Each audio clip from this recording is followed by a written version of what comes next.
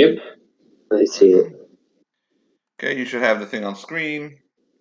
Yes, I and do. you should be able to see this is not a battle map. This is like a little map from one of the books here, so you can see approximately where you're at and see what the tubes that are in each room.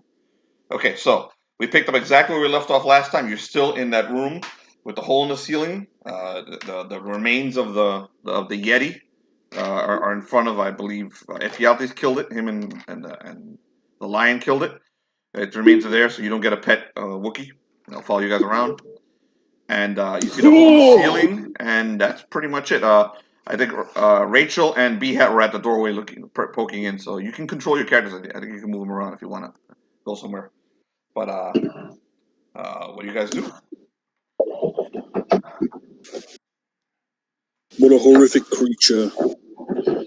Before we begin, there was a live game that we played. Yeah, on Sunday I heard about it. Yeah, the live game did not involve this group at all. Yep. They're essentially, I'll do a really quick recap. Bellerfon leveled up, and the paladin, he became kind of a really, really, really powerful archangel. Then he put some kind of mark on Reddington, and he scarred him. And then Rachael had a kid, and then they fought the tide, and they blew up. And Felnox, you'd be very proud of him, Raphael. He blew up every single one of those Templar guys that were chasing him. Very. Not one lived. Not a single fucking one. He burned them all to a crisp with one huge fireball. So as it should be. Oh my god. And then in the Ashes Row, Bill was here. Oh yeah. Nice. Oh my god. You did, didn't you, John? Yeah. Yep, you did right. Bill was here in the Ashes. Okay, good. So so we're gonna pick up right where you guys left off. So go ahead. Nothing is happening in this room. It's just the same room I described before. If you want, I'll describe it again for you guys. There's a quick description. Now that the Yeti's dealt with, actually, there's a bigger description after the Yeti's was killed. You guys did continue to move around the room, and Beehat put his hand in a box, and a starfish, silver starfish, wrapped its tentacles around his hand, and now he has it has one of the a metal disc that's snug into his palm, and it glows a dim silver color. Okay, I'm going to give you a quick description. I'm just going to read what it says here. Great mounds of shattered ice and piles of snow nearly filled this cavernous room. In several places, the remains of broken furnishing protrude from the avalanche, suggesting this room was once a living area. With the exception of a small wooden box half buried in a snowdrift, whatever this room once contained is now permanently entombed in ice and snow. The pile of icy debris is greatest beneath the fractured ceiling. The heap terminates just below the whole ceiling. Near one wall, another large pillar with a rectangular indentation set in its side runs from floor to ceiling. The area surrounding the pillar is only partially covered by ice and snow. Okay, so what do you guys do? Okay, so I see that box. It's like half covered, right? Yeah, that's the box. But it's that's the box that Beehat looted, by the way. Oh, okay, never mind. All right, I'll about to loot it myself. Yeah, got it. Okay, so now that we've looted this room, we've killed the monster. It looks like we can get out through the hole in the ceiling, but maybe we should go check out that other room that we missed. We should always take rooms for loot. Yes, I agree. There'd be no reason to leave. Whole point was coming inside here. Also, congratulations. For the ship, right? There's supposed to be a ship here. Yeah. This is some kind of high tech. You recognize it, Rachael, as you've seen high tech before, as you're wearing high tech. So this is some kind of crazy cosmic technology. Yeah, like a biosphere underground, some shit like that. Something like that. Well, I'm going for loot. Loot is the whole point of coming here. Beehat, perception check, bud. Stop right where you guys at. Beehat. Oh, and Rachael, she's still in the room too. Perception check? Okay. Yeah, I saw the lion and Ephialtes left the room. So so you guys don't get one. Rachael and Beehat both get perception checks. Okay. check. The perception check would be 20 plus. John, you too.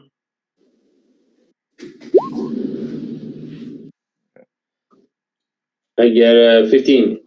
Okay. John, you don't feel anything. You don't notice anything. Okay.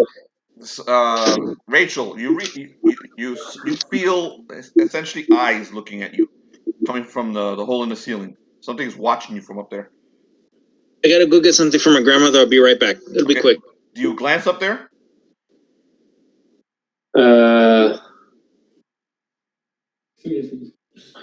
Good question. Yeah, fuck it, why not? Yeah, I'll check it. Okay, so you're just looking over there for a moment.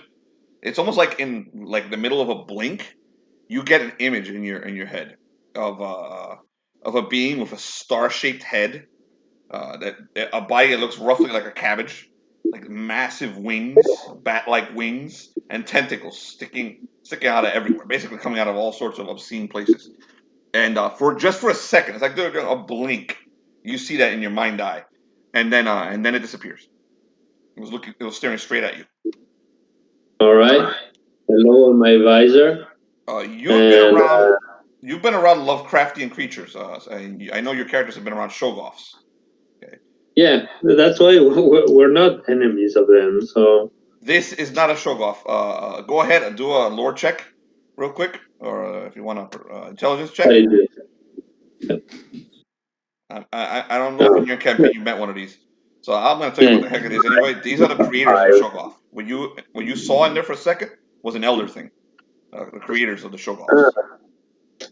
Okay, an older than normal Shoggoth. Okay. It was only there for a second, literally for the blink of an eye, and then disappeared up into the hole. Good. I point on that direction. I go like, "You there? We come in peace, and we're chaotic enough, so we're cool. Okay. If you want to show up or show yourself, no problems. We'll let you go free out of here." Okay. You hear like the flapping of wings, and from this direction, the hole in the ceiling, and it's multiple wings, not one, multiple wings, like bat wings, and whatever it is just flew out. It left. So whatever the hole, and you can see daylight coming from the hole in the ceiling, by the way. So. Who made the hole in the ceiling, or was it just there all along? It was there. The glacier is breaking into this thing. It's breaking into the. Okay. Yeah, this thing is actually. Maybe this was more of a prison than a habitat. But anyway, interesting.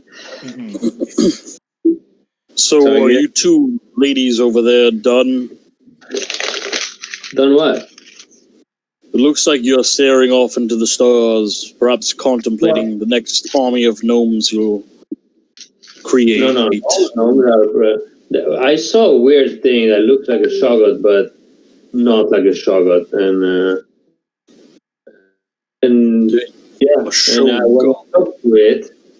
I talked to it, it just flew away. I don't know if you have any recollection of this type of animal or being, but... I see. So you were talking to a Shoga bird. You were talking to a bird then. Of course. You have sugar birds? Sounds like a Shoggoth, but nicer though. That's what it was, yes. Shoggoth. So it's a bird that you were talking to.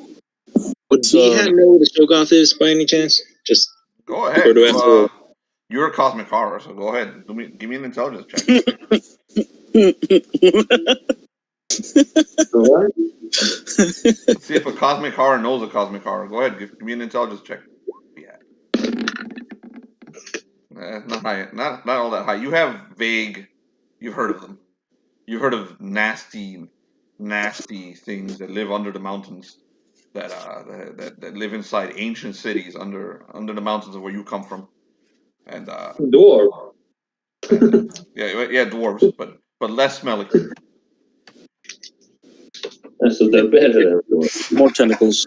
His main question is, do they hurt bees? Probably. Probably. He grabs Arthur. He's like, "We need to get out of here now." No! I see you've disturbed the bee-man. And he is This is all right. Perhaps somehow, maybe in all the horror, he regained his sanity. But then again, he has another. Try that. Cured by extreme horror. Raphael and John, you can both control your characters if you want to move them. Or just tell me what you're doing. That's fine.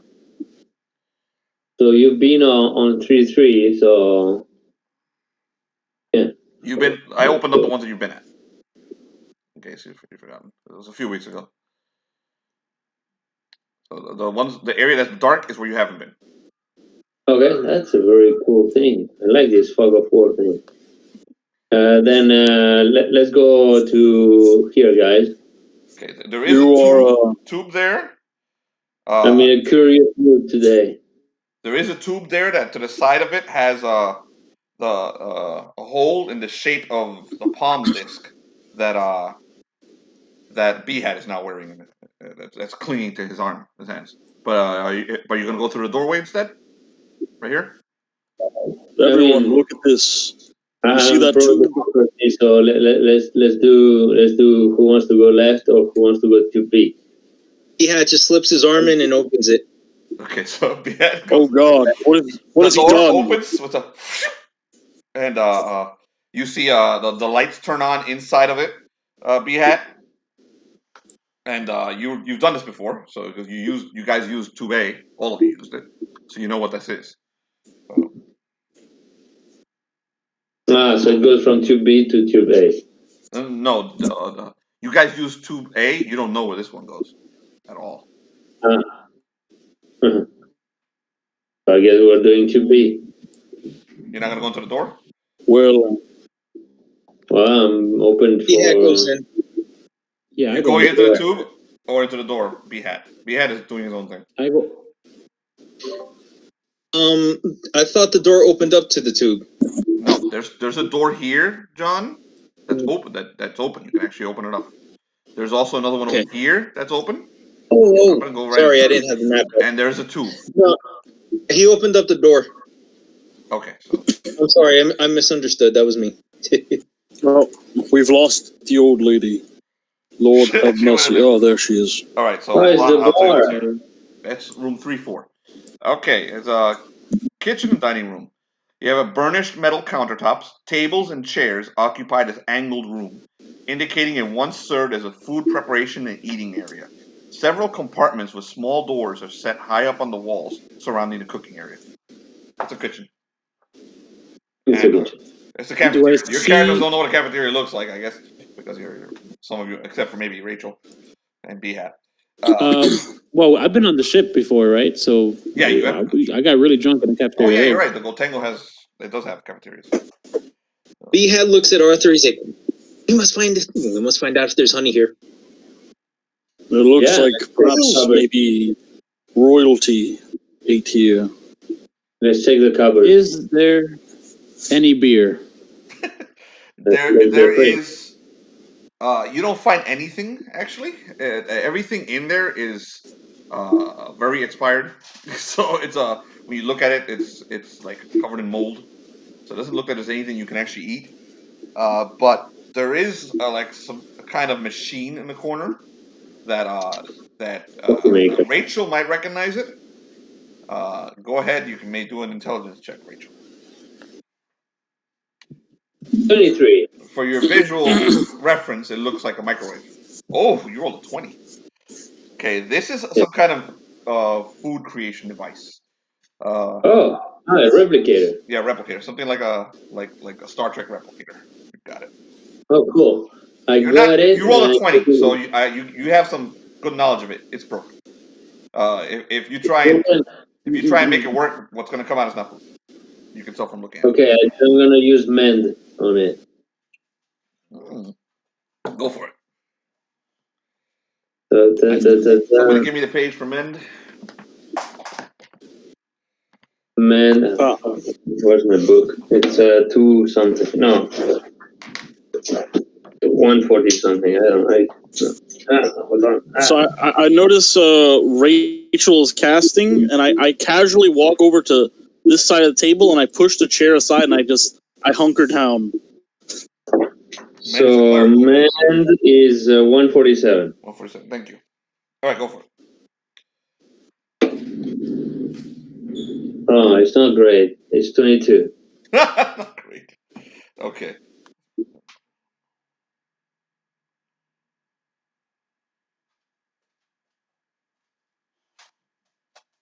Okay. So you cast a spell. The thing shakes a little, and it tries to power up, but you feel that it's too complex. It's Okay. Yeah, it's too complex for it to actually work. You turned it on, essentially, is what happened, but you got the power to work again. But that's it. I'll try again. This is important. Go for it. The lion is hunkering down. I hope you know, like, he's seeing this happening. He's hunkering down. The same. No, the next result, 24. 24. Okay, do me a favor. Roll manifestation. 1d4. 1d4.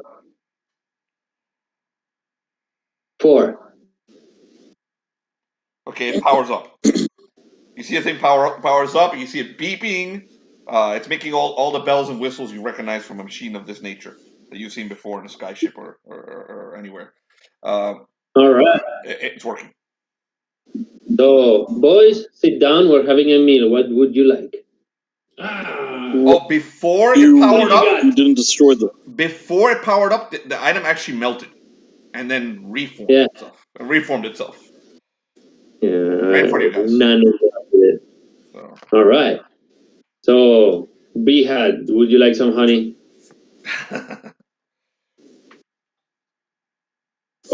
I think he left the house with his grandma. He said a second ago.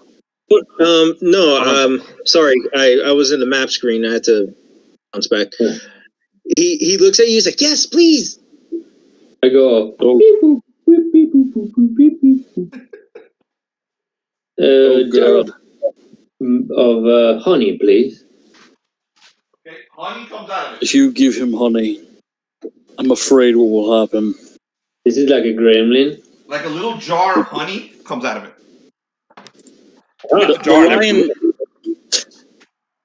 The lion takes cover over here. he's just watching Beehat. He's watching Beehat with his shield raised. So Beehat takes the honey. Thank you. And he gives Rachael a big hug and he runs off the honey. Very good. Arthur says to Beehat, "I'm not sure that's natural, Master. That was created by a machine, not by one of our BS. A BS did not create that." Beer for anyone? He does tell Arthur, "I have no doubt that it's probably lower grade, but he opens it up. Smell it. It smells really good." Arthur dips one mandible into it and gets a bite. And he's like, it is good, but it is not the sacred honey." And he won't eat anymore. He tells Arthur, he's like, "We must save the sacred honey for important things." As he like pockets the honey jar. The lion, he crouches and he jumps over the bar and he goes close to Ephialtes. Do you see that? I think he really does talk to that bee. It's horrifying. I think the bee talks to him. Rachel, you were making beer. He doesn't do much talking. Yeah, making what type of beer would you like, boys? What have you got? You name it. Alcohol during a deadly experience. You're asking a dwarf what kind of beer he likes. I don't have a favorite. Anything will do. Just give me some mandarin ale. I talk to the machine and I go, Iron beer. Iron beer. That's what Iron beer. That is correct. Give me some iron beer, machine. Iron beer's not beer. So like I know. It creates like a little like a Coke, like a seltzer Coke called Iron Beer. It's awesome. Now give me some whiskey. Whiskey, absolutely, very easy. Machine. The machine keeps going. It makes whiskey. It makes Thank iron you. beer. It's even got the little iron beer can. The whiskey comes in a bottle. Yeah, and I go to the little machine. I go, Pinot Grigio first. Oh, Pinot Grigio. It makes the Pinot Grigio for you as well. Aha! It's aged and everything. So So refined. the thing continues running. You roll pretty does high on that a med spell. machine You can keep making things. We does should take it with us. does that thing make anything? And any food. Any food? Just food. Nothing Yeah. else. Just Consumables. liquid consumables. You want? We can make a lot of MREs if you want. I don't know what that is. Here, I have something. He sneaks over to you, like bear in mind, like you hear the rustling of armor while he's trying to avoid Beehat. He's looking at Beehat with wild eyes. He sneaks over to you. He's like, "Ask it for a T-bone steak." Yes. Well done. Well done. That's Yes. unholy, but yes. I go to the machine. It is unholy. T-bone. Well done. Sorry, machine. All right. It makes a T-bone steak. Well done. I will take one as well, please. How did Please, it do a that? dwarf will not eat a well It done didn't even steak. cook. Another one, machine, please. Repeat. Well done. And what about you? What are you gonna eat? He has honey. It's his drug. Much like having the my Pinot spices. Grigio, and I'm gonna have some Swedish crackers with some gravlax on top of it. Perfect. That's what comes out. There you go. You see, a refined lady like me only has this type of food. Can we take this with us? We will take this with us. Let me check if it can be unplugged. Yes, it can be unplugged. Beehat.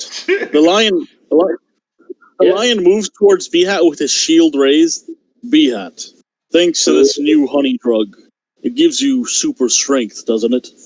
Or some sort of other unholy transformation. You should carry this machine.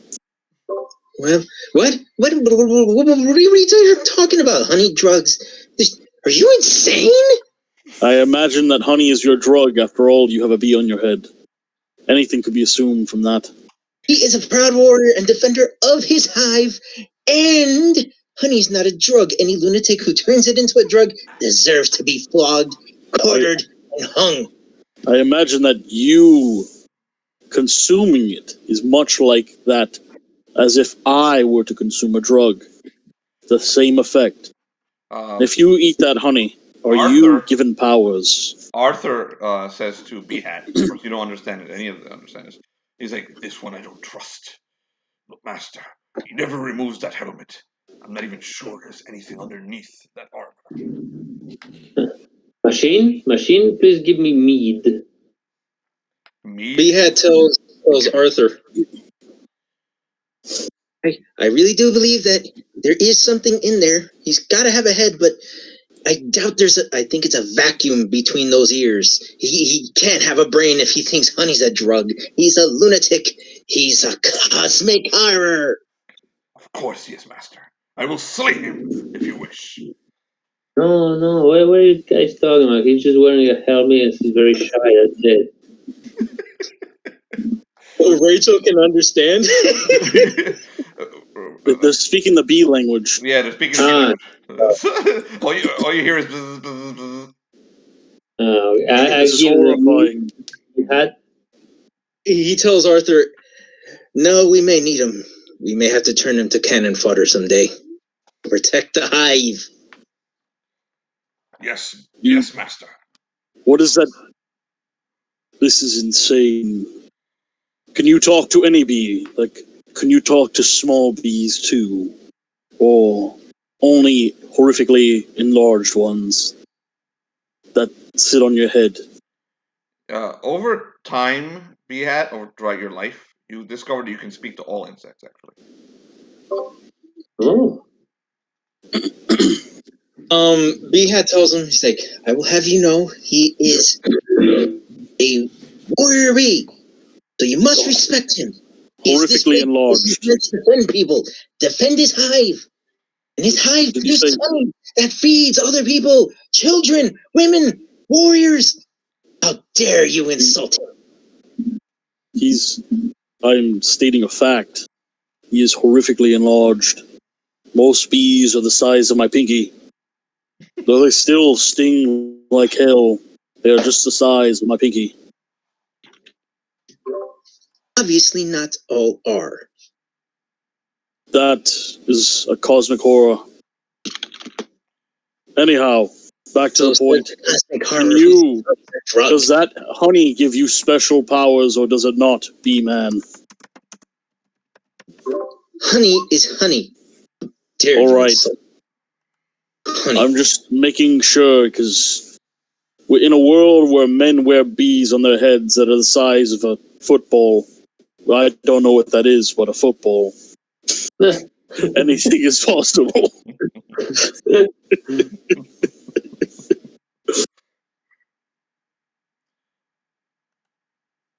All right. So you guys stay here and eat, right? So each of you, I'm gonna give you a rest check. A rest. You can go ahead. Any of you who's taken damage, you may roll a hit dice to heal. One hit dice of damage. I don't think anyone's been hurt. What? Have any of you taken any hits? I might have last game, but I don't have my current book of characters with me right now. Okay. So I don't know where it is. I'm just don't have using much hit points anyways. You can go ahead and just fully heal. Anyone who's taken damage, go ahead and roll one hit dice. I see that Rachael did it. So just heal back that. Keep track of your hit points or I'm going to start doing it. Yeah, I wasn't hurt, but anyway. I think you actually took one hit point once from something, but that's it. No, I'm actually in good health. I haven't even spell burned. Nice. Thank you, though. Okay. All right, so you guys stay here, you eat. You can get whatever food you want. If you want, tell me how many MREs you're going to pull. Are you going to yank that thing out of the wall and take it with you? But first we get some MREs and then let's pull it out of the wall. Beehat also gets a supersized burrito and an extra large drink. Supersized. All right. Very good. So Beehat pretty much got diarrhea. Excellent. Wait, what? He got a supersized burrito. Oh my god. And a supersized drink. Mm-hmm. So he's walking around with a big old Coke. All right, so what do you guys do? Who's carrying the microwave thing? I'm unplugging it. I'm not carrying it. Okay, so she unplugged it. Nothing happens when you unplug it. It just comes right out. You're good. And the plug just happens to be not a European plug. It's an English an English plug that's from hell. Yes. So it might work in a Gotengo on the ship.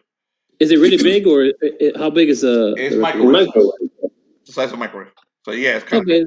So okay. A dwarf can definitely carry on his back, though. What has been accomplished? We have found the item of great importance in this ship.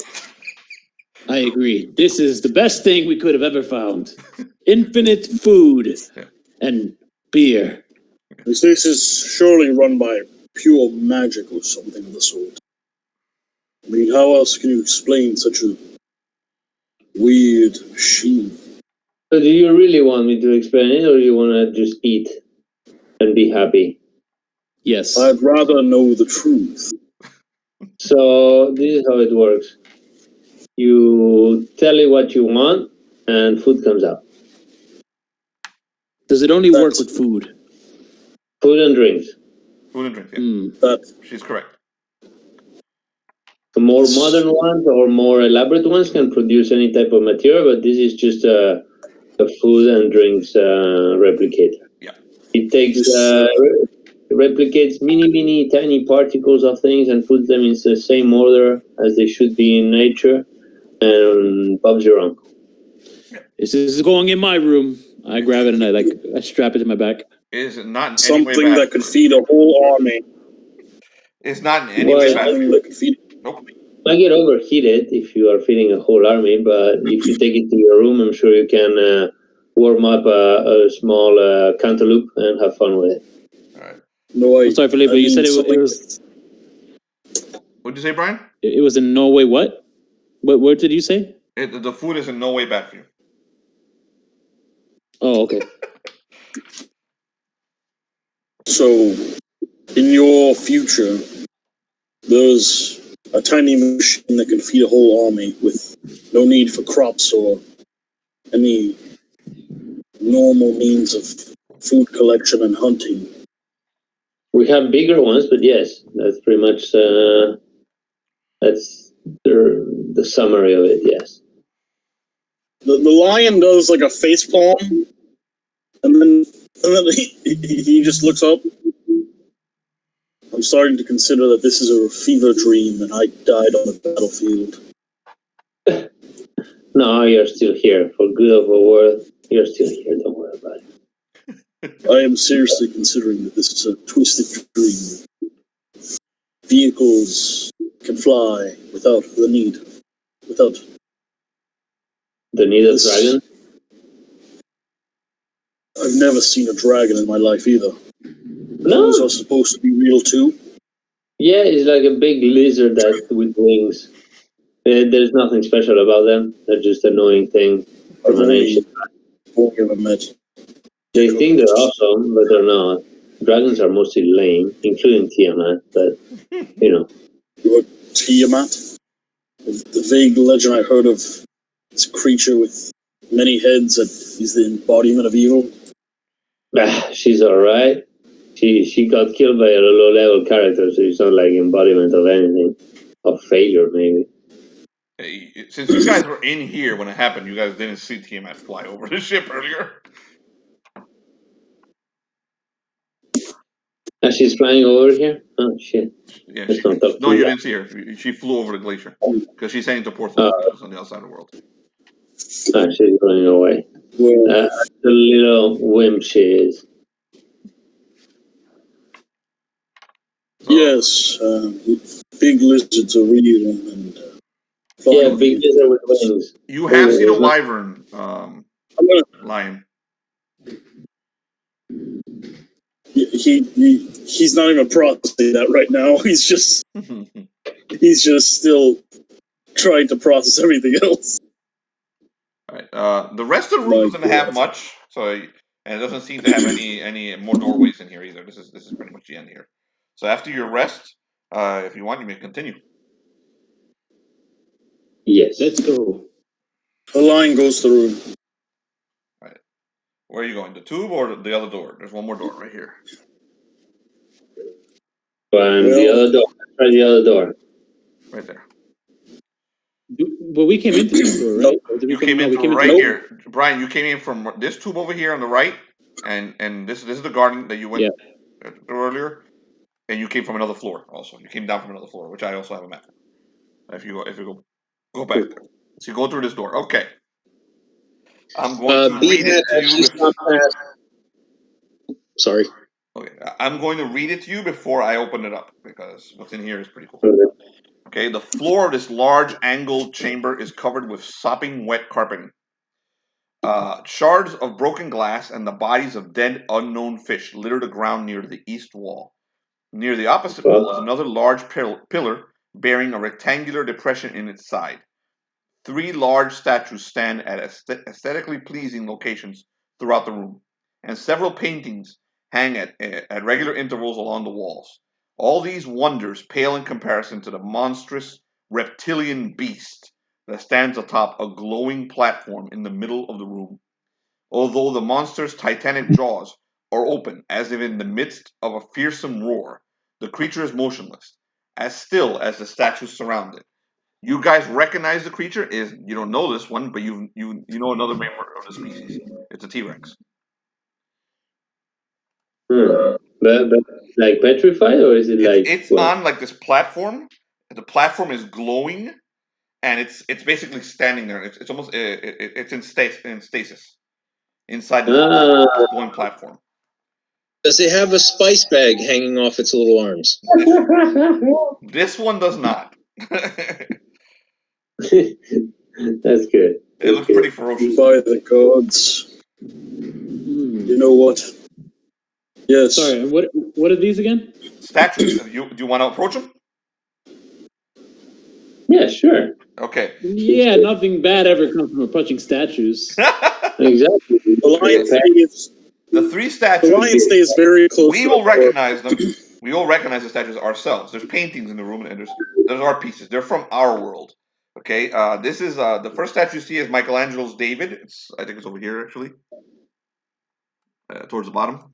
Michelangelo's David is over here. This is Rodin's the Thinker, and the last one is the Venus de Milo, a half-naked woman, her arms obviously destroyed by vandals. This one right here. The paintings on the wall. The paintings on the wall are also recognizable. I want to show them to you. Right here, they're big old pieces of art. Okay, so I'm supposed to describe them to you, so I will. There's a picture of a woman in odd clothes with an enigmatic. Oh yeah, the Mona Lisa's in here. The Mona Lisa's also in here. A red and white cylinder of alien markings upon it. This is Campbell's soup, Warhol's Campbell's soup. So exactly. Okay, so someone knows about art. So these don't seem. I mean, they might be worth something, but in another world, not so much in this one. But that's what you see. There was an aquarium at some point over here. There was an aquarium, but it smashed, and the fish are on the floor, and they're all dead. Oh, of course. And then we have the T-Rex that's stuck in stasis. Yeah, the T-Rex is in stasis. Also, it's moving. It's basically hovering in the stasis. Oh, okay. Well. What do we looks like a friend of ours. There is another tube, by the way. Another one of those tubes is right here. Huh. There you go. I remember posing for this artist. You recognize this stuff? Well, that was a younger me. You see no wrinkles. Of course, it was Rachel. I do have arms, which is a plus on this. And this, oh yes, very, very Italian tiny wiener. The fish that are on the floor are very old, very rotten. Some of them are petrified. This happened a long time ago. Yes, the spitting image of Billy out here. The thinker. Isn't that supposed to be your god? I have no gods, I have friends. In high places. Or in places high. Depends on the day. And this looks like your friend, but much larger. Yes. It actually looks not as talkative. It looks a lot like Alfred. So, which is a T-Rex, the very large T-Rex. Yeah, what's up? Hey, Alfred. He's not. He stayed above. He couldn't fit in. I tried to talk to the T-Rex to see if he blinks at least. It doesn't. Hey, do you know Alfred? It doesn't move at all. It's just hovering and turning. So, okay, I go around the thing looking if there's a panel to activate or deactivate. No. Do I roll it? No panel. There's no panel whatsoever. You don't need to roll. There's nothing here. Whatever is controlling this is not in this room. The way to release this thing. I tried to check for secret doors. Okay. You we're not gonna make a roll because there's nothing here. You're moving around. There are no hidden secrets here. So not in this room. Hidden secret. I saw Luce earlier, but I guess she didn't log in. Yeah, she said on the chat that she couldn't make it on and she attempted to. She said she's having trouble logging in. Okay. Yeah, she's trying her computer again. Okay. So, just to clarify, the lion is staying outside the room. He's just waiting outside. He's just staring at the fucking T-Rex. What else do you do, Rachel? To the T-Rex. Anything? To the T-Rex? Well, I check around if I can disable the stasis machine. You see, there are alien markings all around this thing, but there's no buttons. There's nothing. Actually, I'll just let you roll an intelligence check, and I'll tell you for sure. Is there a cable? No, whatever's controlling this is inside of it, or it's coming from another room. 13. Okay, 13. Yeah, you basically deciphered from looking at it that whatever controls this thing is not in this room, but it's somewhere else on the ship. All right, let's look for other places on the ship. Let's try it with tubes. Have you guys been into the tubes? Yes. Yeah, all of you have First been in one Tube wasn't A. so pleasant. Let's try this one. So you're gonna try Tube D. Okay, the Tube D. Yeah. Tube D has the shape the palm shaped indentation, and you remember that Beehat, that thing that's on Beehat's hand, has a palm shape, but this one glows gold. The one that Beehat has glows silver. It's like a key thing. We need to find the other key. Let's check the other rooms for other keys. Beehat has one, but this is silver, and the one over here glowed silver, by the way. Okay, let's try silver then. Okay. Yeah, that sounds like a good idea. All right, Beehat. So for the microwave, who was carrying the microwave? The microwave it's strapped to my back. Right. Okay, so the lion goes over to Ephialtes. Ephialtes, I'm gonna put it next to Tube A, so when we leave, then we grab it, so you're not hindered by this. Makes sense. Yes, I agree. I do not want to break this. So the lion's he's gonna take it for you. He's gonna go over there, and he's gonna place it down. And I'm gonna say that little walk that he does is the little moment I'm taking here because I gotta go for a second. Okay. Okay. Be right back. All right. Okay. Okay. The rest of you are you going to wait for him, or are you going to use Tube B? Beehat has to actually do it. He's the only one wearing that thing, the palm. Yeah. He unlocks it. Okay. You put the disc in there, and the tube opens again. You tried it earlier. It goes opens up. There's only enough room in the tube for one person at a time. By the way. What? Okay, so Beehat looks inside the tube. You go in, Beehat? Yeah, he kind of like starts looking around. He's like, "Why is this one so small?" So you go into it. It goes up to 441. Okay. The door to the tube opens to reveal a corridor running east-west. A door stands at each end of the hallway, other than a long dead potted plant across from the tube's exit. The corridor is empty. Hold on, I'm going to take you over to that new map.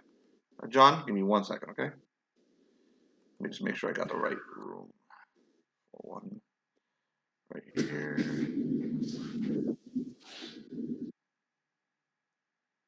After he opens it, the rest of you can use it, by the way. So once it's open. I'm going to take Beehat over there. Actually, might as well. Do the rest of you go in? I'll just take you all over. Yeah. Okay. Yep. So I'm going to take you guys all over there right now. And except for Tyler. He'll tell us when he comes back if he goes in or not. So you should see the opening at the bottom of the map. I will take your characters and bring them over here. 1 second. We'll do.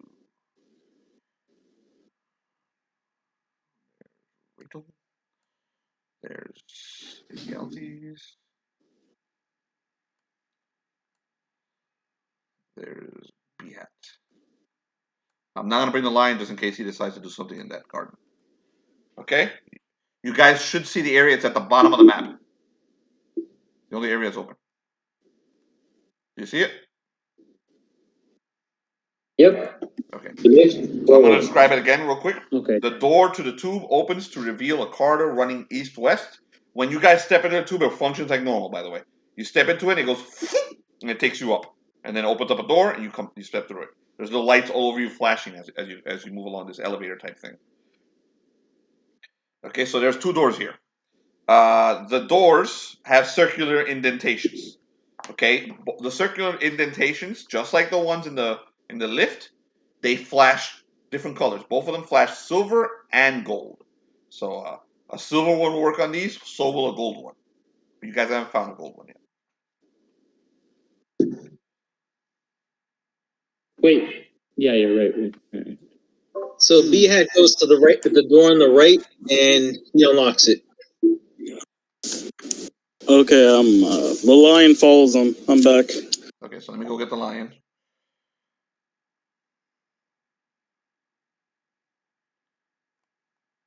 Okay, Tyler, what's going on is at the bottom of the map. Okay, so Beehat goes over, unlocks the door. The door opens up, and you step into a new room. I'm going to describe this room for you. Give me 1 second. All right. Beyond the sliding door is a gloomy chamber, lit only by stuttering strobes of blue-gold light. Spaced about the room are several metal plinths, many surrounded by translucent fields of azure light, studded with golden sparks. A handful of these glowing curtains flicker on and off in no particular pattern, vanishing and reappearing before your eyes, allowing a better glimpse at the objects surrounded by the fields. Atop each low pedestal is a curious item. A strange sword, a large shield, and a bizarre statuette are easily identified. Other objects, both bizarre and mundane, occupy other platforms. A peculiar suit of armor stands surrounded by the plinths. Larger than a man, the suit's arms are spindly and end in claw-like gauntlets. A clear oval helmet tops the suit. Okay. I'm going to open this up so you can see the room. That's what you see. Okay, in the center of the room is a big robot. Do you guys go in? Yeah, sure. Danger, Will Robinson. Danger. Okay, so who steps in? Oh no. Not again. Damn robots. Both everybody's- the lion and Rachael have stepped in. The moment you guys Ephialtes. step in the room, the moment all 3 of you step in the room, the robot turns on and it starts yelling out, "Danger, Will Robinson! Danger!" And lights appear all over it and it advances. Roll initiative. Oh no. Will Robinson. It literally is the robot from Lost in Space. Actually, this is the one from Forbidden Planet, but it's behaving like the one from Lost in Space. It actually is the one from Lost in Space. So 17. all right, so let me set up the initiative tracker.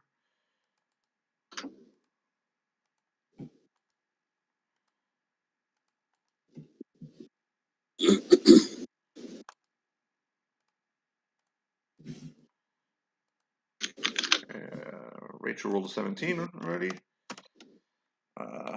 Robbie the Robot. Holy shit! Oh. Yo, nice. let's go.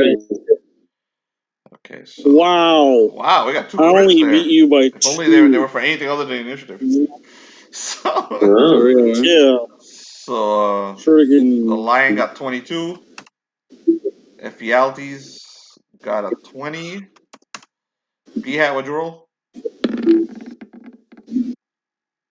shit. He rolled shit. 10. And Got a Robbie 10. the Robot rolled. What the fuck did I roll? I rolled a 13 and 18. Okay, so let me add Robbie in there.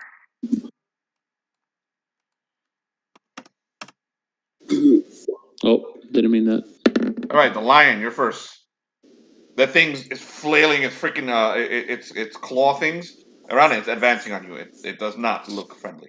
All sorts of lights are coming out of it. It's hollering out as loud as possible. Danger, Will Robinson! Danger! All right. Could I get a quick description of the room, like just by glancing? Oh, I read it. You were not here when I read it. There's a bunch of pedestals. I was. There's a bunch of pedestals. On the pedestals are items. Real quickly, you saw a large shield, a strange sword, a bizarre statuette that I identified on these pedestals. There's a bunch of other things, but they're bizarre and mundane. When you have time, you can really go and inspect them. You don't really have much time because the thing is advancing on you. That's about all you have. Where is the bizarre sword? Is it closer to me or no? The bizarre sword is actually the closest weapon to you. It's right here. And what about the shield? The shield, bronze shield, is over here. Okay. All right. So, I'm gonna go for. I'm gonna attempt to do a delightful mighty deed. Let's see.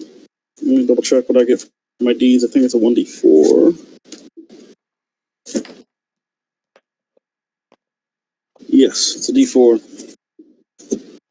So for my mighty deed, I'm gonna attempt to hit. I'm gonna try to hit where all the lights are flashing, the top of its head. I'm gonna throw my blade at it and rush and try to rush over for this blade. I'm gonna use my movement to go towards this weapon. I'm gonna throw my blade at his head. Otherwise, it's just gonna be a throw and run action. Go for it.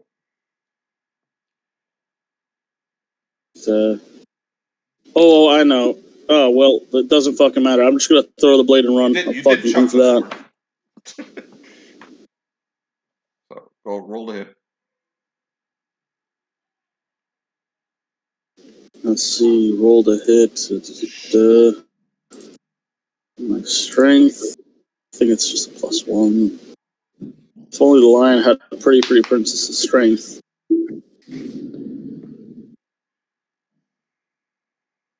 All right. So here is to hit. Okay. You toss your sword at Robbie the Robot, and he takes one of those claws and swipes it aside, and it lands over here. I'm running for the blade. There's a little sword right here. There you go. Okay, so you rush over to the blade, move yourself right there. That's fine.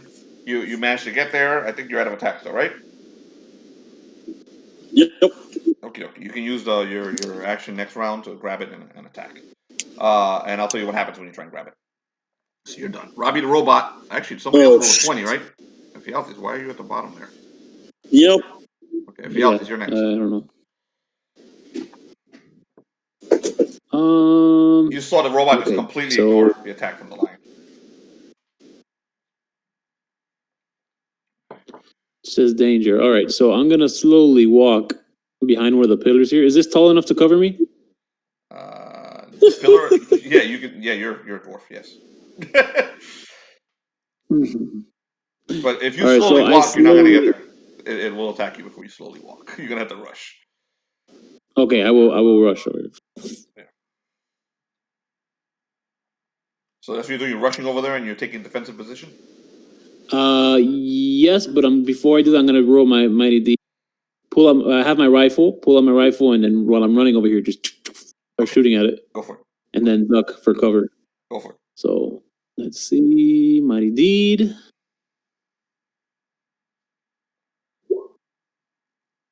Excellent. Nice. You are able to I'm also fire aiming while for running. the little thing on the head. You're aiming for his head. Okay. I see where the lion was shooting. I'm shooting at that little ball with the light too, and then I slide and duck for cover here. John Wick, but a dwarf. John Dwarf. Wick. Dwarf Wick. There we go. So roll the hit, man. 25 plus.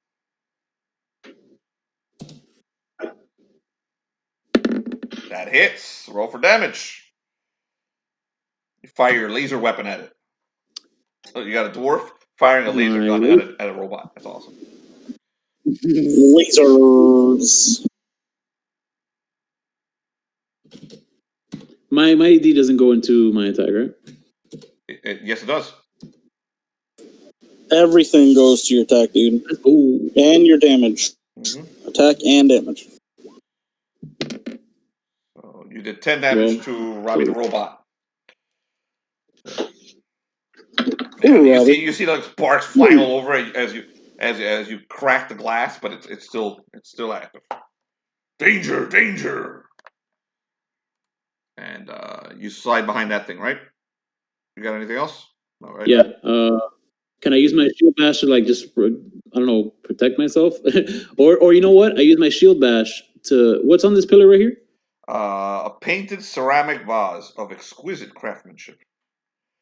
There is some kind of, you notice as you look at the vase, there's some kind of flickering field around it. You've seen force fields at this point because you've seen the lion wearing that armor, and so you know what this is. This is kind of, but it's flickering. It comes in and out. Sometimes it's on, sometimes it's off. Okay, I'm able to grab it. Yeah, you can grab the vase if you want. Okay, so what I want to do is for my mighty deed. Let's see if I can get this. I want to grab it because I don't want to break it. Grab it one hand and then I use my to see if I can like push the pillar towards the robot, like throw him in the pillar with my shield. Okay, so yeah, you use the shield bash. Okay, so you're trying. Go roll. If you roll high enough, you're able to save the vase and use your shield bash on the pillar. Go for it.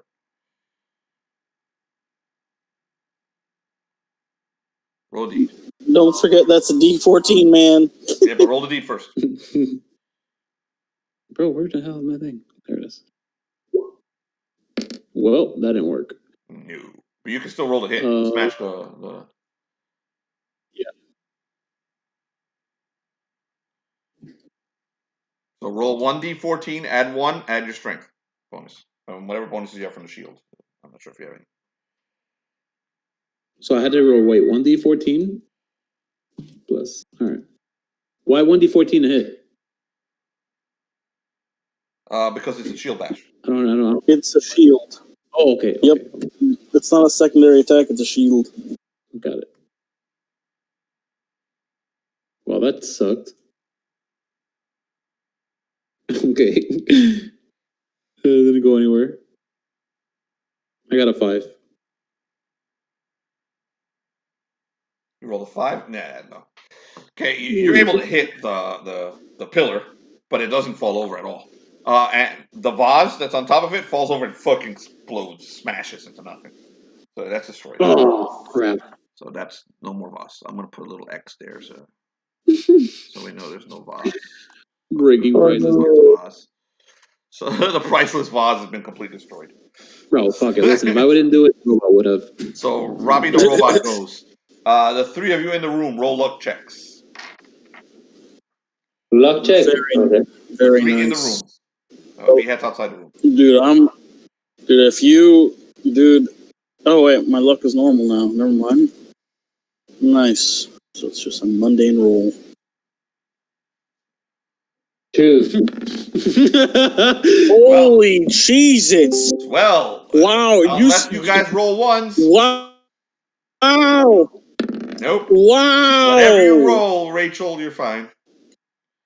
Wait, Rachael rolled a 1? Rachael rolled a 1 minus 3. Robbie the Robot. Both of you roll again. The 2 who rolled 1s roll again.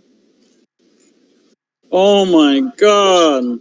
Rachael rolled 4. Is this to see if we don't fucking get poked by something?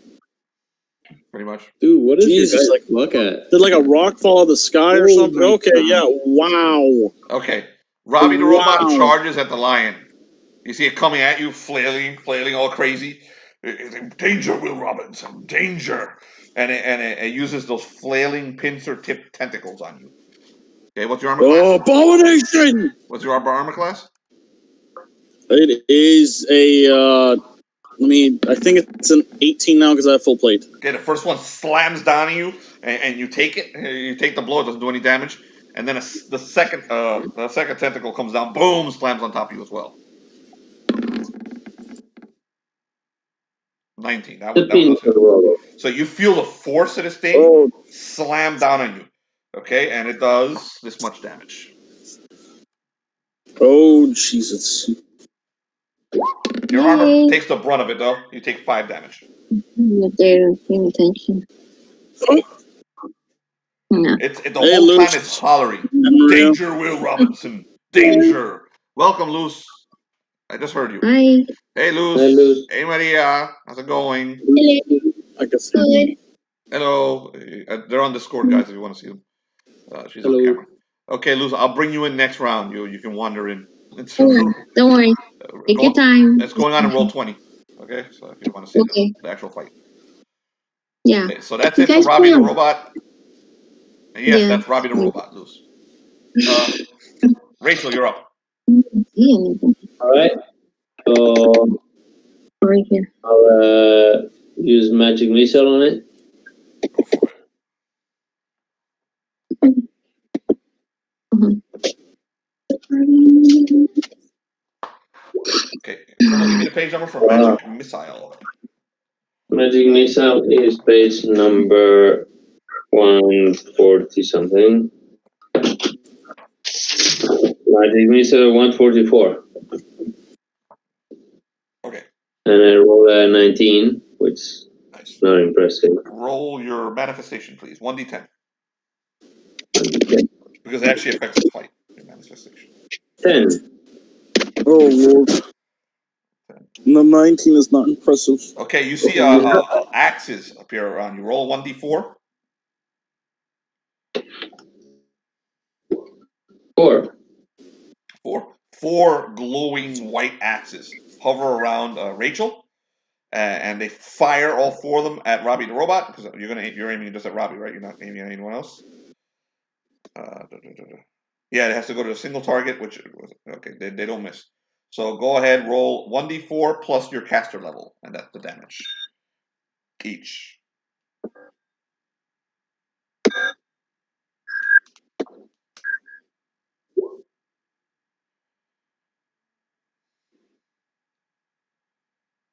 All right, excellent. So that slams into Robbie and does considerable damage. You see sparks all over the robot, and but it's not destroyed yet. It keeps hollering, danger, danger, danger. You got anything else, Rachel?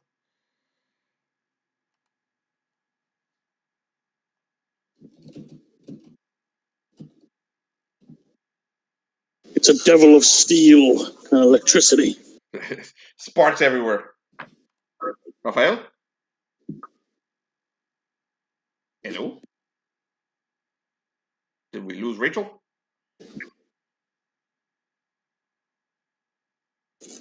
Oh, no. Is he talking? We'll have to resuscitate him. Nope, I don't hear anything.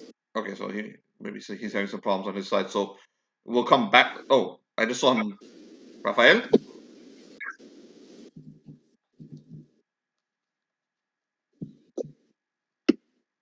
I see your thing like lighting up like it's like you're talking, Rafael, but we can't hear you. Does someone else hear him? Nope.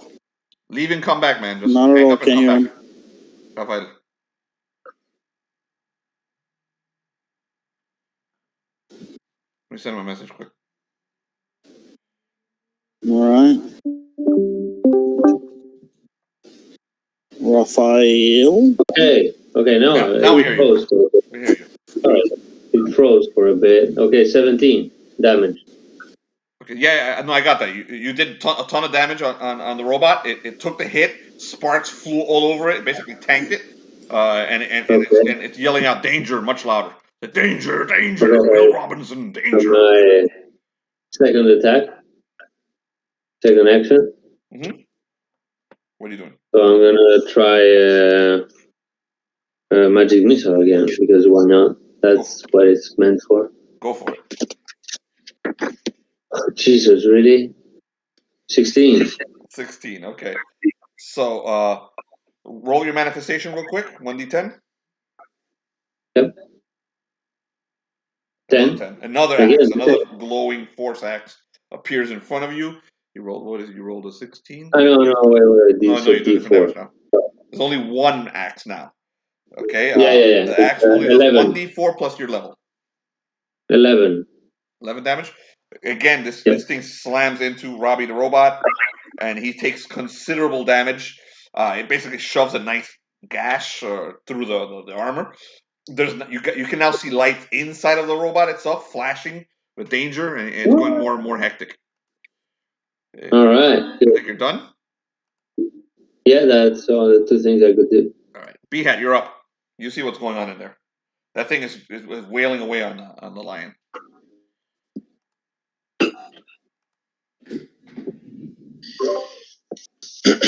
All right. I'm gonna cast Magic Missile. There is one thing to note. My mercurial magic is Whimsical Patron. Page 113, number 38.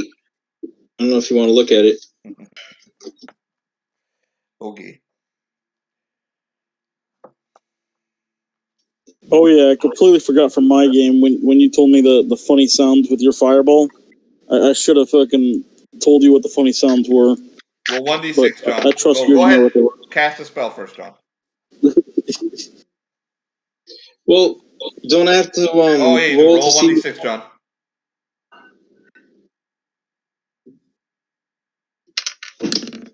Four. Okay, you roll a d20, so you're fine. Okay. The bee queen allows you to roll a d20 for your spell. It's fucking amazing. Where's the queen bee? Okay. Give me this. Oh, it's magic missiles. I already got the page open. Page 144. I got it. Okay. Rachael just cast it twice.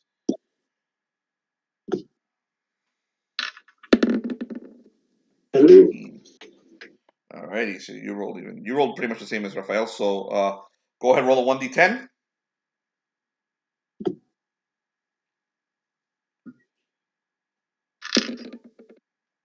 Okay. You always do this, man. A meteor appears above your head. One meteor out of nowhere. Go ahead, roll. Good. The meteor strikes Robbie the Robot and does 1d4 plus your level. Okay.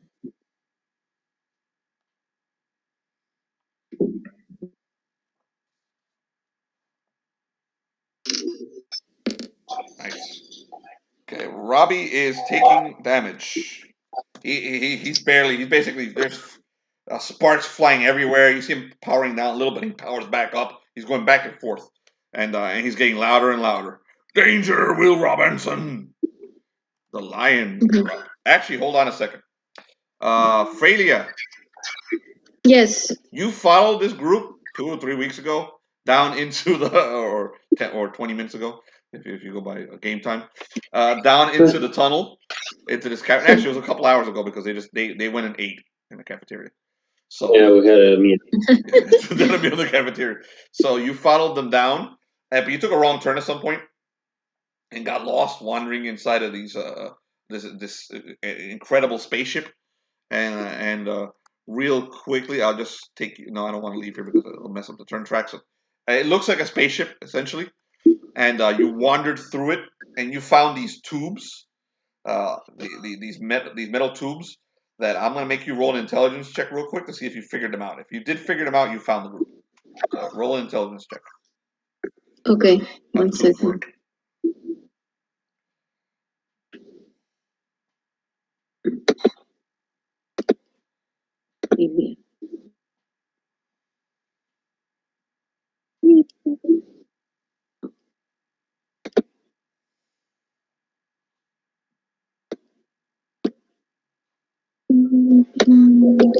Sorry, 1 second.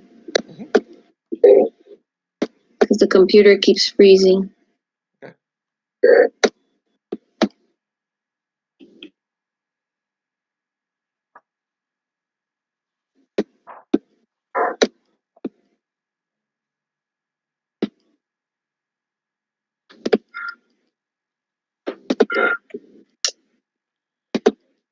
Okay. Just roll with your intelligence. Okay.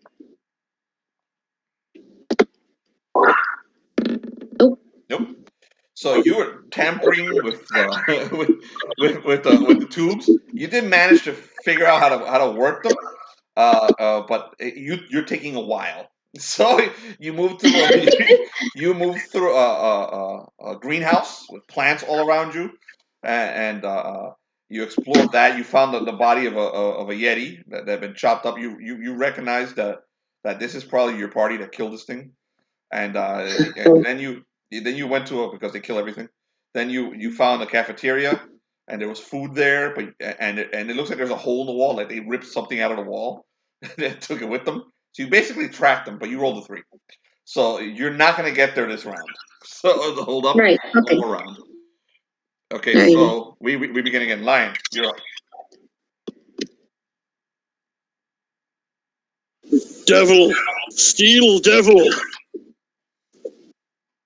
All right, so I grab the sword. The sword. You grab the katana blade off this flickering pedestal. So it's a katana. It's a Japanese samurai katana. So it functions as a regular run-of-the-mill longsword. No bonuses. Damn it. Fuck you, it's DCC. Of course, the lion immediately thinks it's some sort of ancient weapon with great power. Yeah. You perish, being, with your own power. I bring the let's not forget, steel blade on, or whatever Japanese metal they use. Go ahead, slash on it. this thing. So I want everyone to note that the lion is going to take electricity damage because I'm fucking attacking it with metal. Go for it. But of course, a medieval guy wouldn't process that. He doesn't fucking know about electricity. Okay, I'm gonna roll 1d4. And my mighty deed doesn't matter. So I'm just trying to chop its head. I'm just like, what's ha? You know? So that's a +3 to hit. Let's see what we got here. Woo, yeah. So you start wailing away on Robbie the Robot with your sword. You think you're doing something, but you're not. You're basically slamming and dulling the blade of a freaking katana into the Robbie the Robot, and he continues to holler, "Danger, Will Robinson! Danger!" I think you're done. I will slay this Will Robinson. So, Ephialtes, you're up.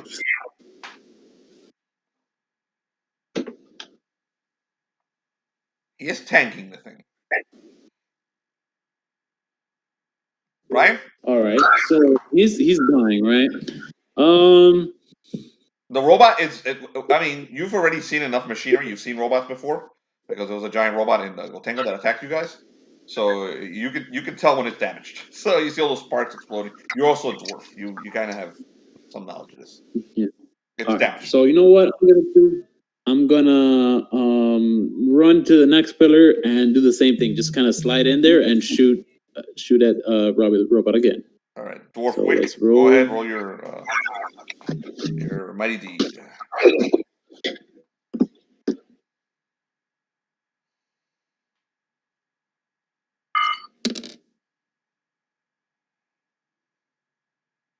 All right, so you roll a 1, so you failed your deed. So, I mean, what were you using your deed for? To shoot and grab something on there? If you roll a hit, you'll still be able to shoot. Not really. I'm just running and shooting. Okay. So I was aiming for the head, but I mean, if it hits, you might still be able to hit. So, all right. Okay. 13. Okay, you fired at it. You actually missed. So the shot goes wild. The laser beam it doesn't hit the robot. So Crap. put All yourself right, over by so the I pedestal. want to. You come here. I'll move you over. Okay, you run to this pedestal. You're looking at it. I'm gonna. And like he's facing the lion, right? Yeah. Robbie's not. His back is turned to you. Am I able to run up to him? Is that far enough? Is that close enough? Yeah, you can if run I up do to a him. mighty deed? Yeah, no, you can run up to him. That's so fine. I want to get my but you already shield. missed your shot. I want to get my shield and try and stab him. I want to try to shield bash from the back, kind of stab into, box his back part there. Go for it. Little open slot. Go for it. So let's roll again. Roll another deed. Got 3. That would That's work. successful, right? Or is it? So you're able to run and bash Cool. So I grab my shield, I run up to him, and I kind of stab him in the back. If there's any little crevice that I can stick my shield in, Okay. I shove it in damage. there. So roll 1d14, Right. add the 3 and your strength bonus. See what happens. 14.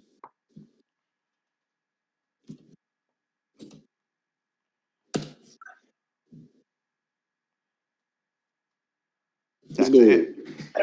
You're able to shove your shield in there, and you feel it give. You feel that the armor of the robot give, and its hollers get louder and louder. Now you hear like an alarm going off in its back.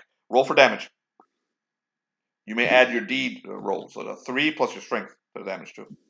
So the +4 add to your damage, whatever damage you do from the shield. Okay.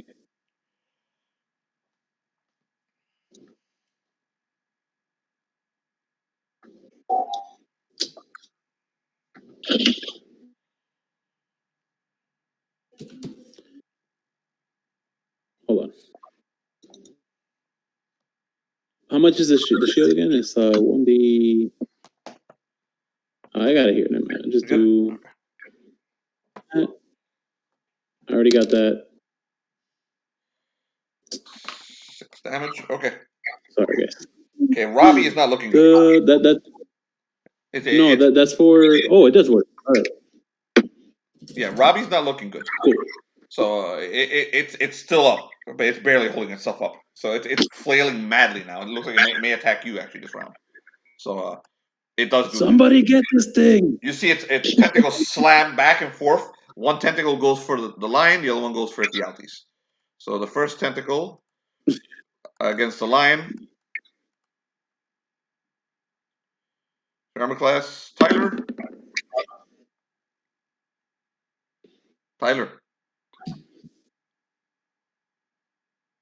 Muted, sorry. That's actually 19. I forgot to add the shield last time. Okay, so I rolled a 19. So he hit you. Boom! You felt it again from the hit. Take this much damage. 5 damage again, slamming down into you. The second hit goes for Ephialtes. What's your armor class, Ephialtes? 20. Okay, slams into you, but you pull your shield out of that hole and use it to block, and you take the hit. No damage. Okay, the thing is going crazy now. Rachael, you're up. All right. The thing is going. It's batshit nuts. It's flailing everywhere. It looks like it may be about to explode too. So it's not looking good. All right. So I, with my first action, I get on the behind the door, behind the frame of the door. Okay. You take cover here. I'll move you there if you want. I take cover. Yeah, there you go. That. And then with a second action, I shoot a magic missile. Go for it. Roll. 27. That should be better. Okay, go ahead. Roll the manifestation of 1d10, please. Well, Ephialtes, it was nice knowing you. 3. So a big arrow appears right in front of you, like a large force arrow, like one of those Dark Souls arrows appears right in front of you, and you fire it right at it. So you're gonna roll 4d12 plus your level. Okay.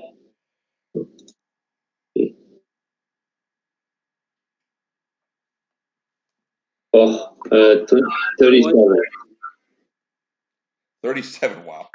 Okay, that arrow goes right through Robbie the Robot, and you see it impale itself in him, and he starts to glow, and you see his lights and the shattering, and then the big helmet just falls off, bounces off the lion, and the entire thing collapses in on itself and does not explode. and it stops hollering, it stops screaming, and Just as Will Robinson expected. is now in danger. So Fuck you and Will Robinson. I go over there and kick it. The lion doesn't stop attacking him. He's not aware that it's destroyed. It's in pieces. It fell apart. So the lion, like, he keeps trying to attack the helmet and make sure it's completely, like, this part. He's trying to make sure it's in pieces. And by this point, this ancient, wondrous katana is completely destroyed. Excellent. So let's take a quick 2-minute bathroom break real fast, and then we'll do the last half hour of this.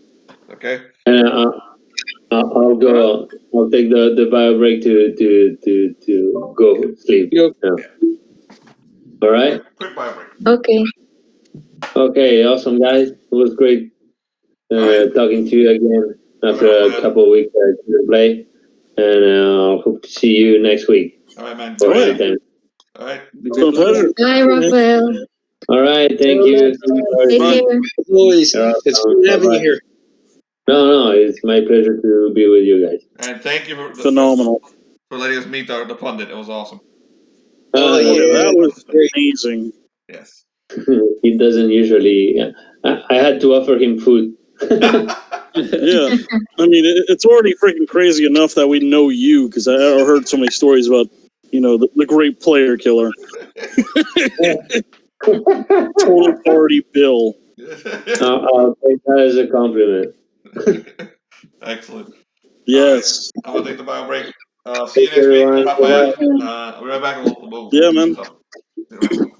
You take it easy. You too.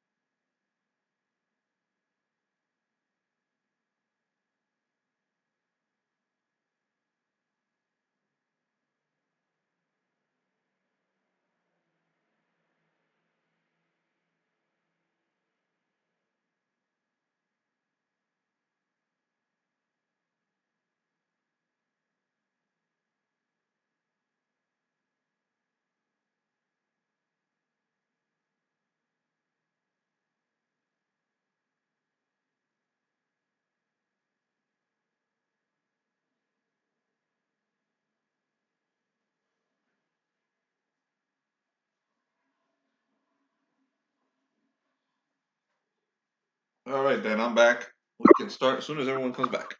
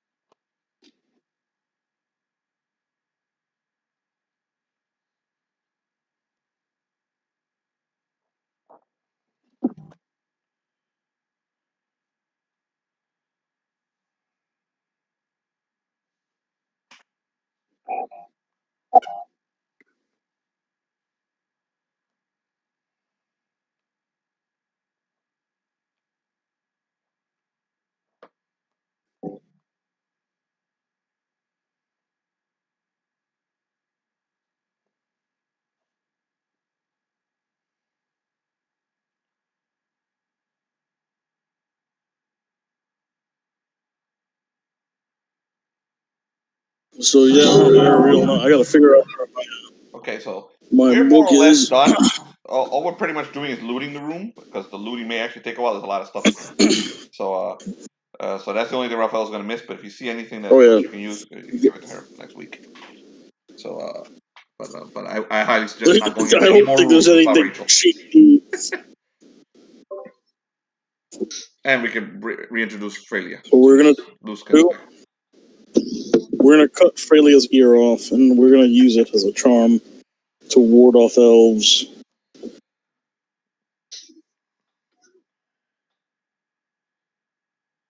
All right, I'm back. Oh, you know what? I know what we're gonna do this game. The rest of the game, we're gonna Loot. save Beehat from the cosmic core. I just want to loot. There's actually very good loot. Okay, so I'll let you guys start looting, and then I'll bring Freylia in when Luz gets here. John, are you back? Yeah. okay, so I go over to Ephialtes with the blade I have, and I'm like, Ephialtes, look at this, a thin and frail blade. What kind of weak men would make you recognize the blade as thin, but you know what it is. As you're looking at it, you see the craftsmanship. It is an ancient katana, and it is like magnificent craftsmanship. Completely destroyed, by the way. Completely destroyed. No, it's okay. It can take that hit. Oh, I smashed it against like blunt metal. There's no way this thing is still working. This thing is not. It slices through metal. Yeah, it slices through metal. Yeah, I'm sorry. Very powerful. It can take that. Oh, okay.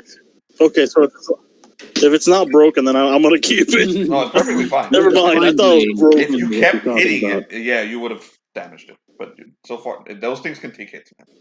So you don't know what you're talking about. This blade is so thin and lightweight.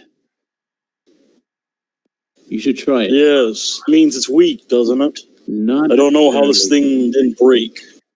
The steel is very so fine small and very powerful. Are you investigating any of the other pedestals? John, what are you doing? Yeah. I want the shield. Can I look at the shield? The bronze shield? Okay, the one on number 8? Yeah. Okay, so you notice that the security field thing on this one is broken. So it's not working either. You see the little flicker, but it's not forming any sort of force field around the thing. There's a large hoplite bronze shield. You pick it up? Yeah.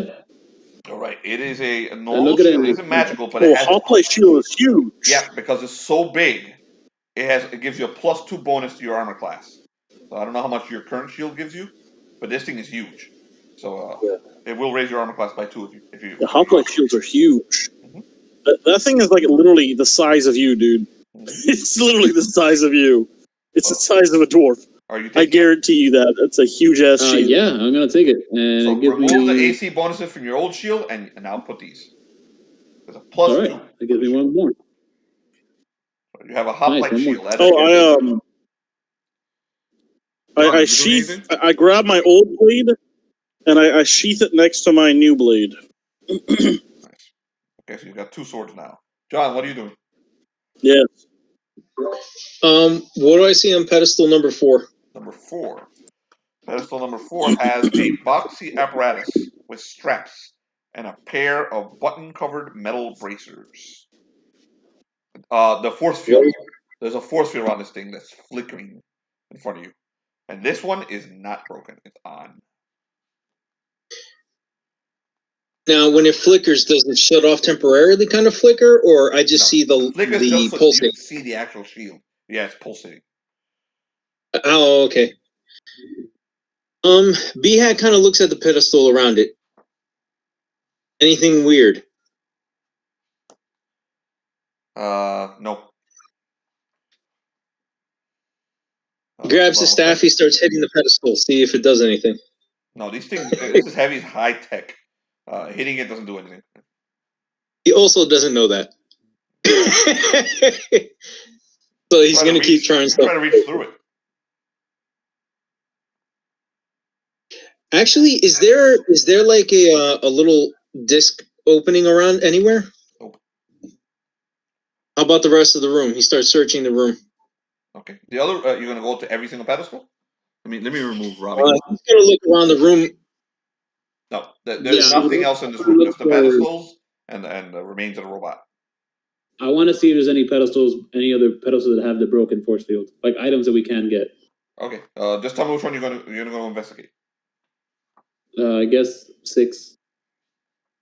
Okay.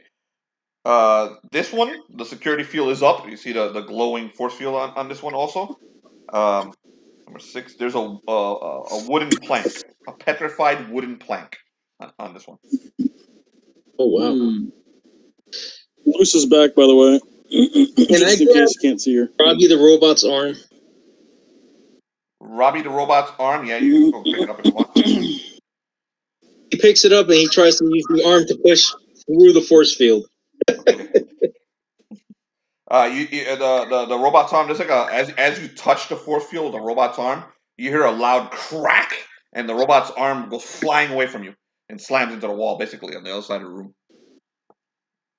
Hey, watch that!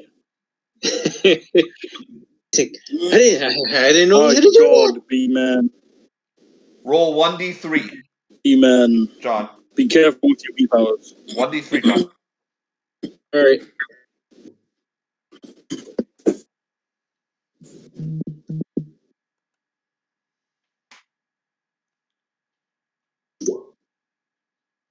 Oh, sorry. Oof. I have 1d3 if you want me to roll it. I have a 3-sided dice. Likewise. Okay. Got a 3. Okay, you felt that. You didn't take any damage, but your basically your motor functions stop. And you guys noticed that Beehat is actually paralyzed for about 30 seconds. And he comes out of it and he's able to move again. And Arthur is yelling at you while you're paralyzed. Like, Master, wake up! Hey, Luce, welcome back.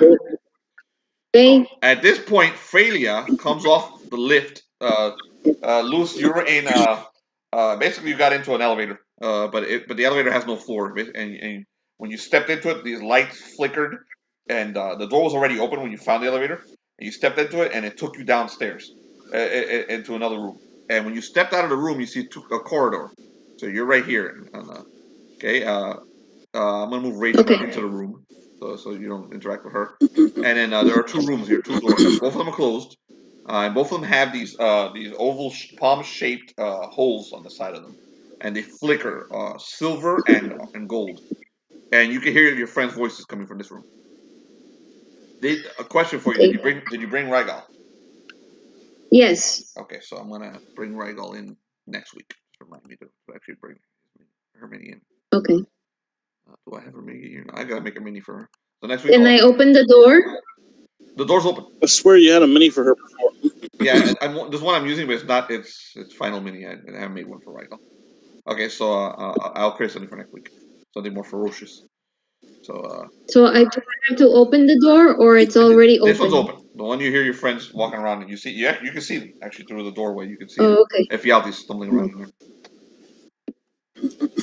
So I can go through. Yeah. Yep. You enter in, and what do you say? Oh, I finally found you! My goodness, I have been lost through these plants. I couldn't make myself. I couldn't find myself through everything. What's been going on? Freylia. Okay, you see the lion. I always miss the Beehat, action. and Rachael. Yeah, you missed it again. Well, glad you're here now. Yes, we almost got killed by a metal devil. Okay, you see the remains of a huge dear. robot. You know what Robbie the Robot looked like from Forbidden Planet? Yes. So it was actually yelling from the lines from Lost in Space. So say Danger Will Robinson. So you see the remains of Robbie the Robot on the floor right over here. It's smashed to pieces. Mm-hmm.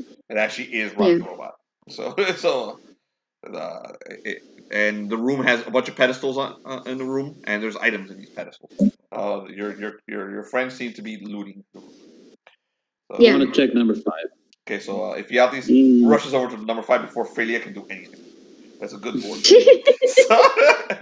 Don't worry, I'm not gonna steal anything. Okay, so you see this one has a flickering force field. Ephialtes, and on it is something similar to what you're carrying. It's a blaster rifle. Ooh. I know this thing. Is it better than the one I have? Does it look better? What are you gonna do? You pick it up? I mean, how long is it flickering for? If I can grab it before it turns You back can on, definitely grab it. It flickers for a second, but there's enough time to reach in and just grab it. Yeah, I pull it out. Okay, so you grab the weapon. All right. This one, I'm going to give you stats right now. It has some hidden stats, but I'm going to give you the stats that you should know. Okay. It has a range of fucking like 200, like 600 feet. Okay. It does 4d6 points of damage. 4d6? 4d6. Shit.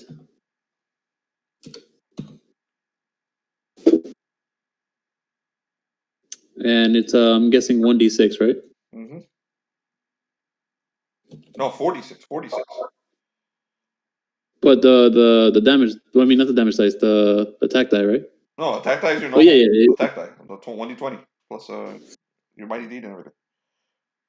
It's 46 for damage, and then there's additional stuff it does, but I can't tell you that stuff until you use it. All right. So I kind of like hook it onto my other one on my back, so they're both like jammed in there. Join us, Freylia. Some of this stuff might be useful for you. I check out number 7 as I wave her over. So Number 7? Okay. Okay, this is. Well, that's the one I check. This is some kind of strange. Are you offering that one to me? Because I could go and get number 1 if no one has gotten number 1. Actually, I think number one's strapped to my side. Katana, so they already got it. What I was trying to wait. Let me put. what I'm trying to do is like wave you over. Yeah, well, the ones that are open are 9, 2, and 3. So we got number 1. Yeah, what I was doing was waving you over so you can start looting some of the stuff with us. Okay, not number 7, because number 7. you're going to get number 7. Okay. Okay, number 4 is the one that has a security field on. Yeah, I'm checking out number 7. Okay, so who just rolled? Why did they roll? That was me. Don't worry about it. Okay, so which one are you checking? Someone is checking 7, so that person called it. Yeah, I'll do security. Yeah, that's Tyler. 7. Okay, number Tyler's 7. doing it. There's some I'm putting kind a of red circle on number 4. some kind of machine on there, and the security field is up. You see the force field over it. Some kind of machine, but it's completely alien to you. You don't recognize it at all. Anything about it, and you never recognize it. Ephialtes, if you look at it, you also of course not. It's some kind of enigma. I remember what the Giants taught me about. I remember what Giants taught me about disabling force fields. Also, I saw you do it earlier. I shield bash the whole thing. Shield bash it. Yeah, the whole column. The column underneath the force field. Go for it. I'm just gonna smash it with my shield. Go for it. Go roll. Alright, I'm gonna just roll normal attack then. Do I get to do a mighty deed or no? Of course you can do a deed. Roll. Yes. I can help. Come on, baby. Oh shit, you got it. Okay. Roll. Yeah, baby. Nice. Yeah, baby. Okay, you roll 10. You smash into it. And the thing is, I mean, whatever this thing is made of, it doesn't fucking come close to budging. And that force field, you didn't touch it, so nothing happened.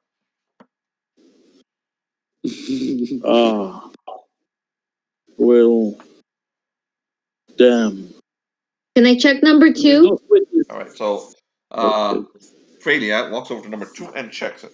Number 2, there is a suit of rosebud and briar decorated full plate armor.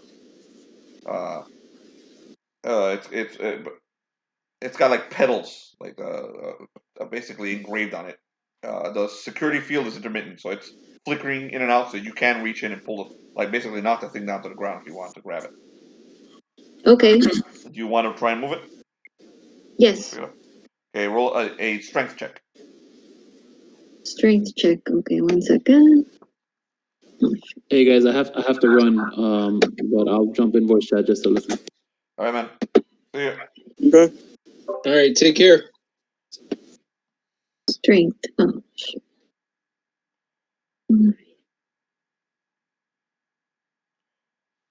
This field, Goose, it's intermittent just like the other ones, but it seems to be, it's able to, like, it's actually a little less intermittent.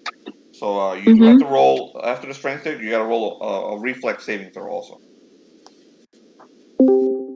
Okay.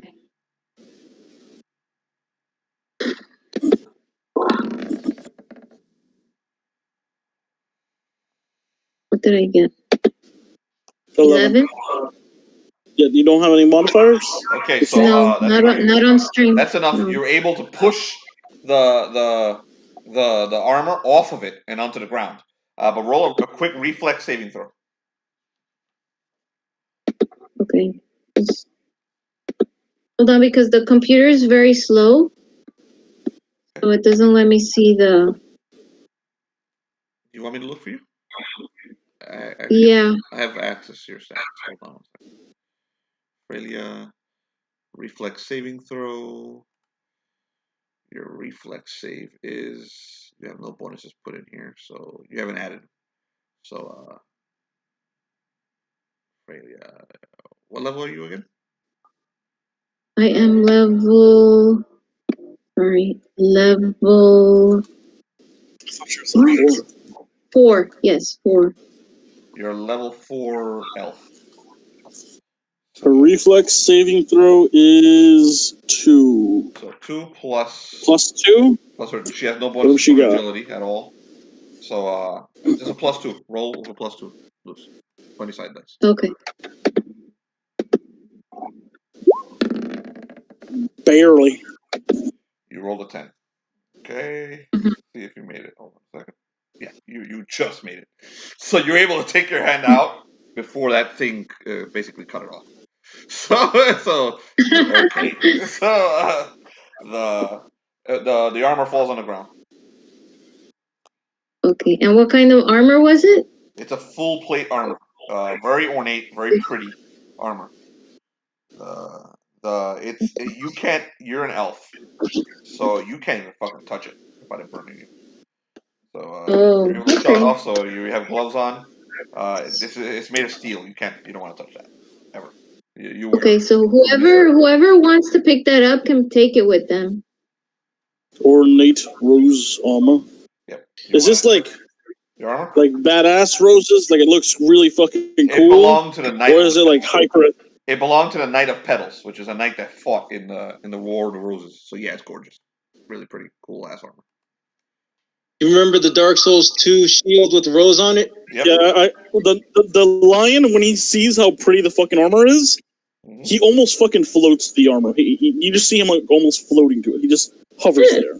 He just walks over there. He's like, "Oh, your name was Freylia? Yes. I will do my best not to forget this." he grabs the armor and he takes it. He grabs it and he drags it out of the room and he goes over here. He puts it out over there. You want to have a private moment with it.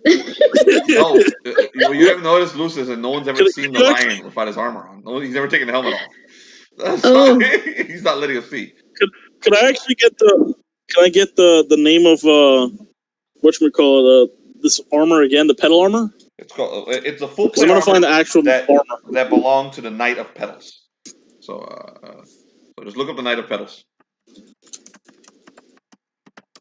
Felipe? Mm-hmm. Yes, John? What does number 3 have?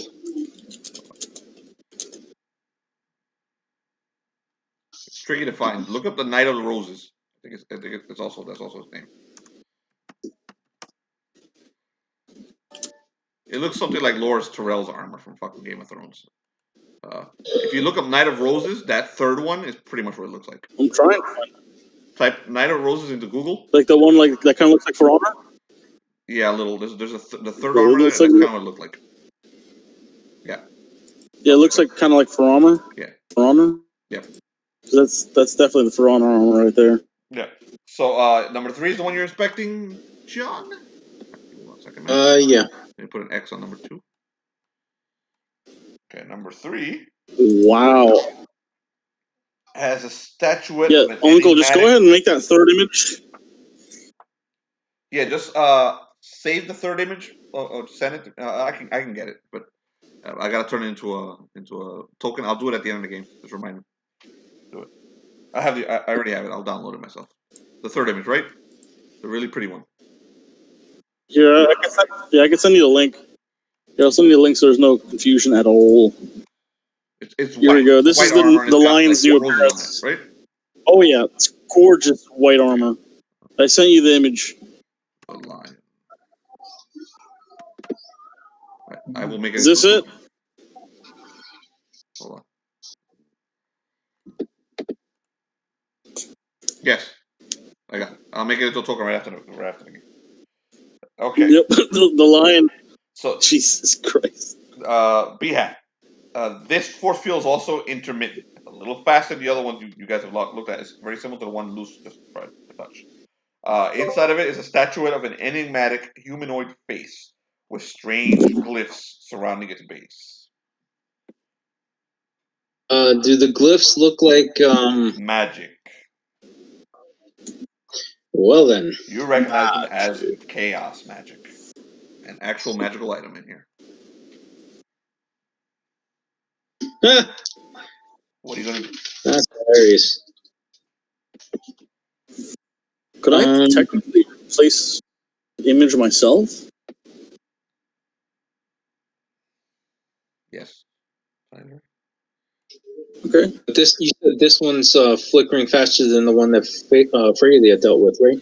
It's the same speed as the one that Freylia dealt with. But she had to roll to grab it. Yeah. You're gonna have to roll. You know what? I'm gonna try checking the other room to see if there's a way to shut these off. You're leaving this room? Yeah. He's gonna go to the room straight across the hall to see if there's something to shut it off with. Okay, this room, the door over here. Maybe that's not. You're leaving the group? Well, he's gonna tell everybody what he's up to. Okay, so move him over there. B-man, that's probably this thing to do right now. Did you go over there, John? I moved you. Yeah. Oh, cool.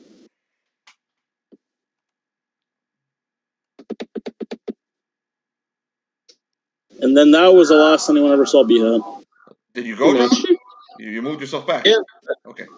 Okay, this room has the silver disc indentation. You put it in? Yeah. All right. I love cliffhangers. The door opens. Poor John made it into room 4-2. Give me 1 second. I will read it to you. The door opens upon a brightly lit chamber. The walls of the chamber are decorated with large black rectangles, and the floor is covered by plush carpeting. A handful of comfortable furnishings occupy the area beyond the door, forming a cozy sitting area. At the far end of the room is an elevated space, accessible by a short flight of steps. In this area is a large bed, draped with shiny, rumpled dressings. Besides the bed are several odd metallic devices. A 3-foot diameter metallic sphere, its underbelly studded with spikes and unidentifiable protrusions, hangs in mid-air at the foot of the bed. It spins slowly in place, alerted by the coming of the room's door, and begins gliding toward you. Its many spines gleaming in the glow of the light panels above. I slam my hand on the thing to shut it. So this thing comes right at you. It opens up, and you see like a droid, and all these spikes come out, and it's basically flying straight for you. You try to close the door, it doesn't close, and I'm gonna leave it right there. Oh well. Good job. Fucking great job. The height of intelligence that was shown to us. All right, guys, you defeated Robbie the Robot. 3 XP for each of you. Loose 1 XP for popping in. Okay.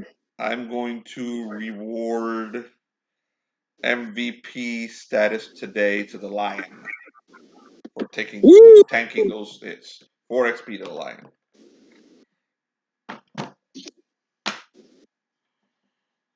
Okay. I just tried to do the border thing.